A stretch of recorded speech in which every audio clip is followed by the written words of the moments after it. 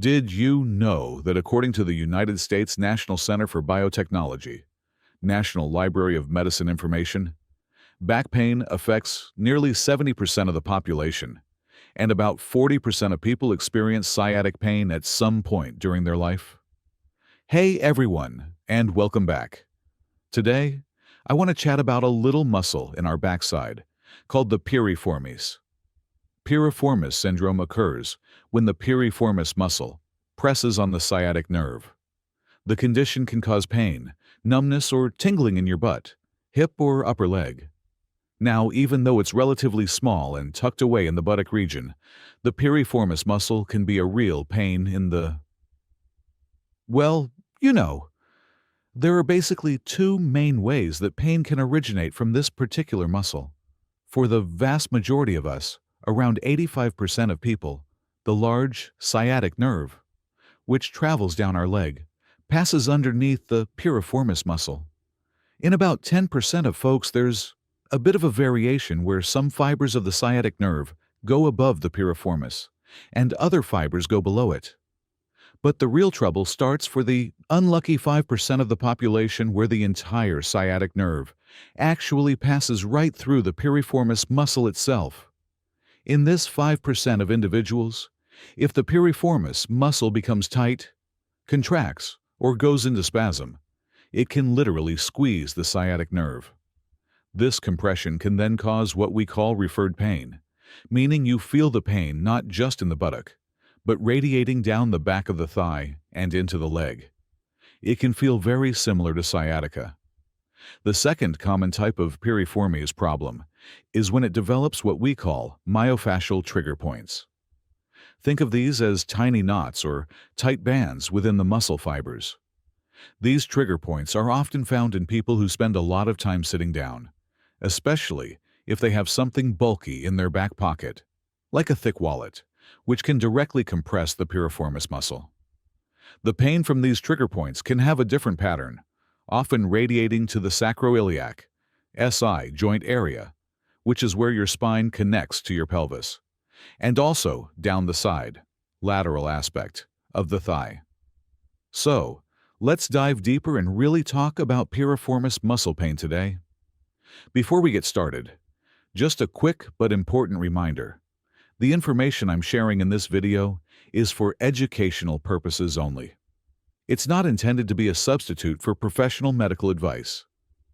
If you're experiencing pain, especially if it's radiating down your leg, it's crucial to consult with your doctor for a proper diagnosis and a personalized treatment plan that's right for you. And in case of a medical emergency, please don't hesitate to go to your nearest emergency department or call for an ambulance. Your health is always the top priority. It's quite fascinating to look back at the early anatomical work that helped us understand the relationship between the sciatic nerve and the piriformis muscle. Back in 1938, two anatomists named Beaton and Anson meticulously studied cadavers and described the various ways the sciatic nerve can be positioned relative to the piriformis. Their research revealed that the most common arrangement found in the majority of people is where all the fibers of the sciatic nerve pass underneath the piriformis muscle. However, they also identified those variations we talked about. In about 5% of individuals, the entire sciatic nerve pierces through the muscle, and in around 10%, one part of the nerve splits and goes above the piriformis, while the other part goes below. Understanding these anatomical variations is really important because it helps explain why some people might be more susceptible to sciatic nerve compression from the piriformis muscle than others. When the sciatic nerve, especially in those variations where it passes through or has a close relationship with the muscle, gets compressed, it can lead to a range of uncomfortable sensations.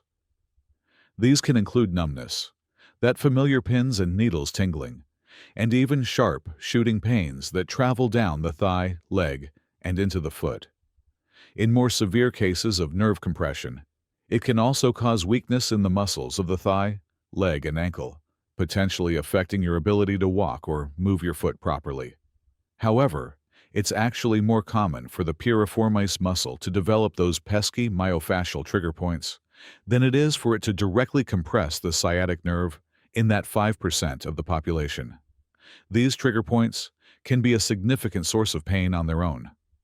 The pain from piriformis trigger points often has a radiating pattern that can extend into the pelvis, the sacrum, the triangular bone at the base of your spine, and around the hip joint. It can sometimes be mistaken for other issues in the lower back or hip. To really understand why the piriformis can cause problems, it's helpful to know what it actually does. The piriformis muscle is one of 6 small, deep muscles located in the buttock and pelvis. Working together, these muscles are primarily responsible for the external rotation of the thigh. Think about turning your foot outwards. That's external rotation. This function is incredibly important, especially when we're standing on one leg, like during walking or running. The piriformis helps to stabilize the hip joint during these movements. Interestingly, many patients who are experiencing pain originating from the piriformis muscle often think they have injured their hamstrings, the muscles at the back of the thigh, or their adductor muscles, the muscles on the inner thigh. This is because the pain from the piriformis can be deep and can sometimes feel like a groin strain. Another common sign of piriformis involvement is a loss of flexibility in rotating the hip outwards. You might notice it's harder to turn your leg out than it used to be. Pain and tenderness in the area of the ischial tuberosity, that bony prominence at the bottom of your pelvis that you sit on, is another frequent complaint associated with piriformis issues. This pain is often aggravated by prolonged sitting, which makes sense because sitting can put direct pressure on the piriformis muscle. Many athletic and sports activities that involve sudden twisting movements of the hip can irritate or aggravate trigger points in the piriformis muscle. Think about activities like pivoting during basketball or soccer, or even certain dance moves. Similarly, prolonged periods of driving a car or a truck can also worsen piriformis trigger points. This is often because when you're driving, your hip is in a flex position, bent, and to keep your foot on the gas pedal, you often need to maintain a degree of external rotation of the hip, which can put sustained tension on the piriformis. There are also some underlying conditions that can contribute to and perpetuate piriformis trigger points, making them more chronic and difficult to resolve. These can include chronic infections in the pelvic region, such as chronic pelvic inflammatory disease, inflammation of the sacroiliac joint, sacroiliitis, arthritis in the hip joint, and even after undergoing a total hip replacement surgery. These conditions can create an environment of inflammation or altered biomechanics that makes the piriformis muscle more prone to developing and maintaining trigger points. So, how do we go about treating piriformis pain? The first and most important step is to identify and eliminate any factors that might be perpetuating the problem. This could mean addressing prolonged sitting habits, modifying your posture, or treating any underlying medical conditions. Secondly, it's crucial to pay attention to your seating and sleeping positions. When you're sitting or lying down, try to keep your knees in alignment with your hips and shoulders. When you're sitting, make an effort to move around as much as possible and avoid staying in the same position for extended periods.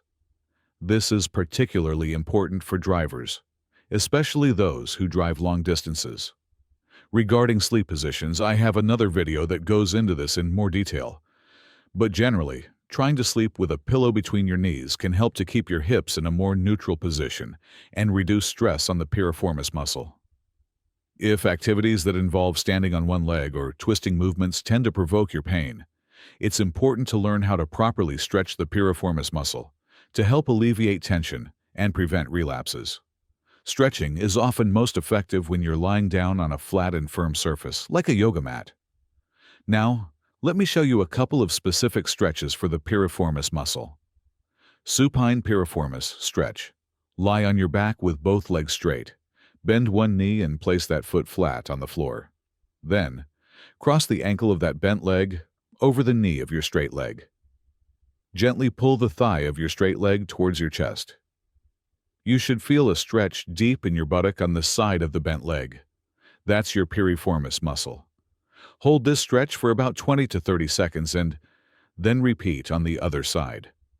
You can repeat this several times on each side. Seated figure 4 stretch. Sit in a chair with your feet flat on the floor. Cross one ankle over the opposite knee, creating a figure 4 shape with your legs. If you don't have any hip or knee problems that prevent this position, gently lean forward from your hips, keeping your back straight. You should feel a stretch in the buttock of the leg that's crossed over.